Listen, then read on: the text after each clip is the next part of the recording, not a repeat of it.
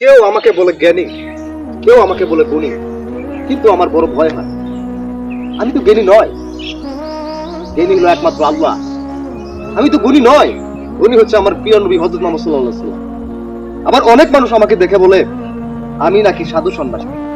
তখন আমার বড় ভয় হয়, কারণ আমাকে যদি যখন কেউ সাধু সন্ন্যাসী বলে, তখন আমার ভিতরে অহংকার এসে যায়। আমি তো সাধু সন্ন্যাসীর ভাব নিতে পারিনি। আমাকে কেন মানুষ সাধু সন্ন্যাসী বলে? আমাকে কেন মানুষ আধ্যাত্মিক জগতের লোক বলে?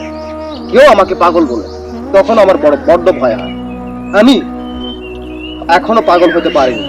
পাগল মাত্র সেই যে আল্লাহর জন্য নিজের জীবন, জৈবন, ধন, সম্পদ, বাড়ি, গাড়ি সবকিছু বিসর্জন করেছে শুধু আল্লাহর জন্য। সেই একমাত্র প্রকৃত পাগল। এখনো আমি প্রকৃত পাগল হতে পারলাম না। আল্লাহ, আমাকে তখনই পাগল বলা উচিত যখন আমার প্রতিটা মুহূর্ত, প্রতিটা সেকেন্ড আল্লাহর জন্য আমার ধ্যান জ্ঞান থাকবে। তাই আসুন আমরা সব সময় কাজের পাশাপাশি, কর্মের পাশাপাশি আল্লাহর ধ্যানকাল হৃদয়ে পয়দা করার চেষ্টা করি। আল্লাহ হাফেজ।